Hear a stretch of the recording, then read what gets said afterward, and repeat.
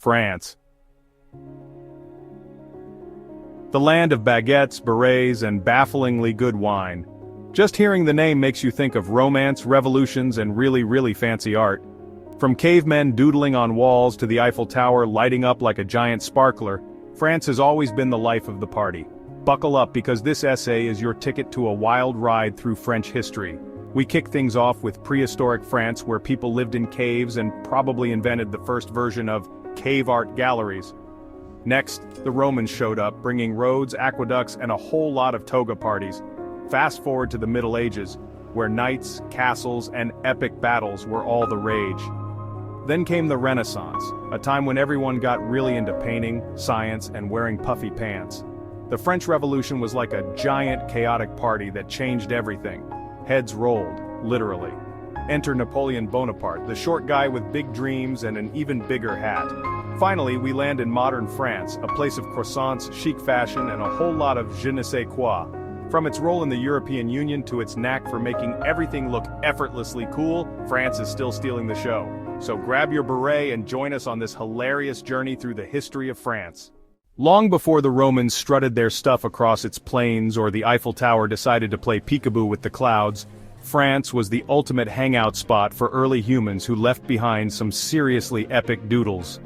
The prehistoric period in France, spanning millennia, gives us a sneak peek into the lives of our ancestors and their impressive artistic skills.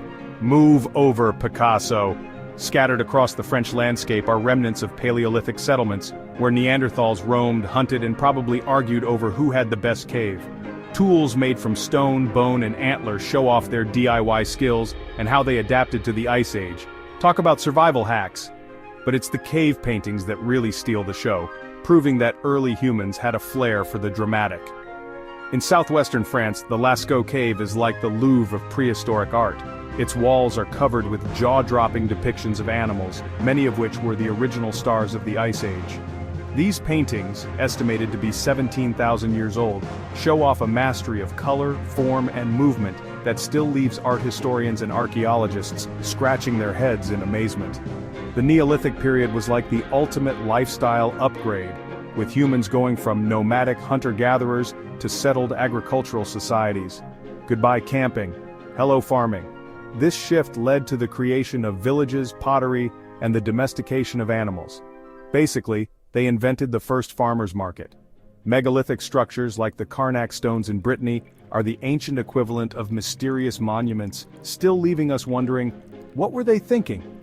Their purpose and meaning remain one of history's greatest mysteries, like the original unsolved puzzle.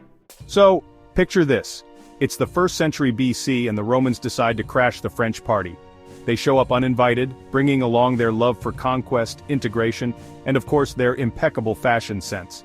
Julius Caesar, the ultimate party crasher, leads his Roman legions to subdue the Gaulish tribes who were just minding their own business, probably enjoying some fine wine and cheese.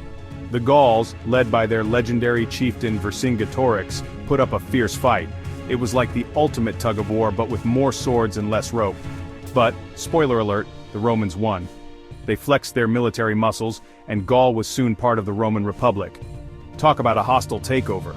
The Romans and Gauls started mingling, and before you knew it, they were swapping recipes and debating the best way to wear a toga. The Romans brought their language, Latin, which the Gauls had to learn. Imagine the Gauls trying to pronounce veni, vidi, vici without sounding like they had a mouthful of escargot. They also introduced Roman law and administration. Suddenly everyone had to follow rules, and the Gauls were like, wait, we can't just do whatever we want anymore? The Romans also left behind some pretty impressive infrastructure. Roads, aqueducts, amphitheaters, you name it. They were like the ancient world's version of extreme home makeover. And let's not forget the spread of Christianity. The Romans were like, hey, have you heard about this new religion? It's all the rage. Early Christian communities popped up, and by the 4th century AD, Christianity was the official religion. Talk about a major rebranding. This religious transformation had a huge impact on French culture and identity. So, next time you enjoy a croissant, remember, it's all thanks to the Romans crashing the party. When the Roman Empire took a nosedive in the 5th century AD, the Middle Ages strutted in like they owned the place. In France, new kingdoms popped up like mushrooms, Christianity spread faster than gossip, and art was the medieval version of Instagram. The Franks showed up and said, "Hold my mead," becoming the big shots. King Clovis decided to get baptized in 496 AD, making the Franks BFFs with the Pope. Charlemagne's Carolingian dynasty was like the medieval version of a rock concert. His empire was the medieval equivalent of a five-star resort, complete with a renaissance. The Middle Ages were all about building those fancy Gothic cathedrals like medieval skyscrapers.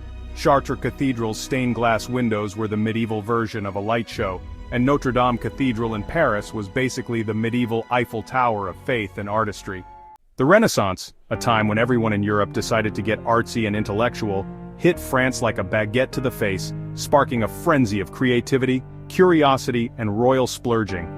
French artists, writers, and thinkers jumped on the humanist bandwagon, drawing inspiration from ancient times and celebrating human potential like it was the latest fashion trend. King Francis I, the ultimate art fanboy, played a crucial role in making the French Renaissance a thing. He even invited Leonardo da Vinci to his court, snagging the Mona Lisa for his royal collection. Talk about a fancy art heist. Francis also went on a building spree, commissioning jaw-dropping chateaux like Chambord and Fontainebleau, turning the French landscape into an architectural wonderland.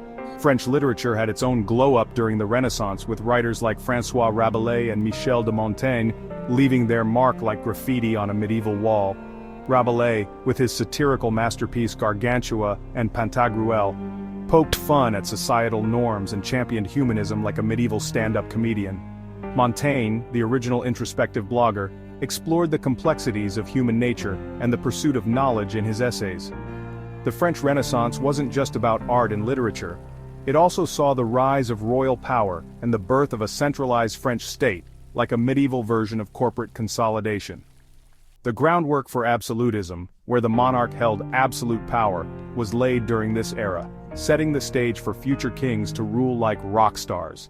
The 18th century in France was like a soap opera on steroids, culminating in the French Revolution, a dramatic plot twist that left everyone gasping and clutching their pearls. Fueled by Enlightenment ideals of liberty, equality, and the right to complain about everything, the French people decided it was high time to give the monarchy and aristocracy a piece of their mind. The storming of the Bastille prison on July 14, 1789, was like the ultimate mic drop moment, signaling the start of the French Revolution. This act of defiance set off a chain reaction of protests, as peasants, artisans, and intellectuals all decided to join the party and demand some serious change. The French Revolution was like a roller coaster ride, full of idealistic highs and terrifying lows. The monarchy was given the boot, and King Louis XVI and Queen Marie Antoinette were sent to the ultimate timeout.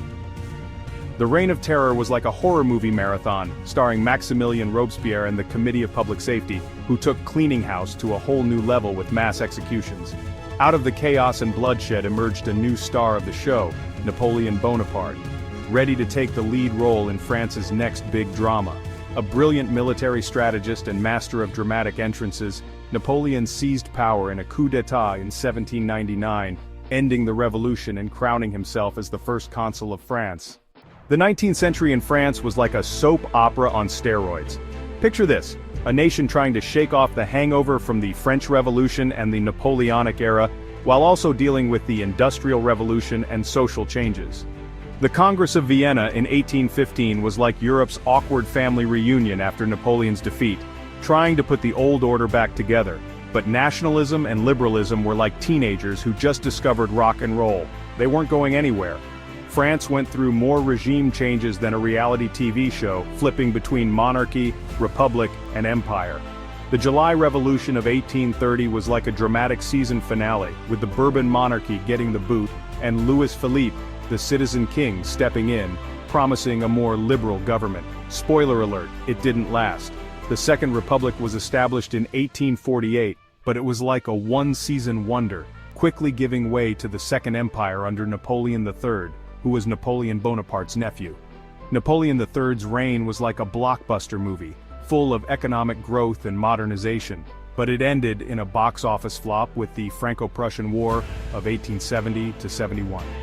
The Third Republic, established in 1870, was like the longest-running show in French history, lasting until World War II. This period, known as the Belle Époque, was like the golden age of TV, full of economic prosperity, cultural innovation, and a sense of optimism. Paris, the city of lights, became the Hollywood of its time, a center of art, fashion, and intellectual life. The 20th century was like a roller coaster ride for France, with more twists and turns than a baguette in a blender. 2 world wars hit France harder than a croissant shortage, testing its resilience and reshaping its global role faster than you can say sacre bleu.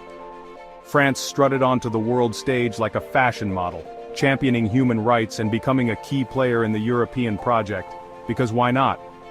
World War I left France more scarred than a mime after a bad performance, both physically and psychologically. Despite the trauma, France emerged victorious, ready to rebuild and secure its place in the post-war order like a phoenix rising from a pile of croissants. World War II brought a different kind of drama, as France faced the ultimate party crasher, Nazi Germany. The Vichy regime cast a shadow darker than a burnt baguette, while the French resistance fought back like a bunch of action heroes.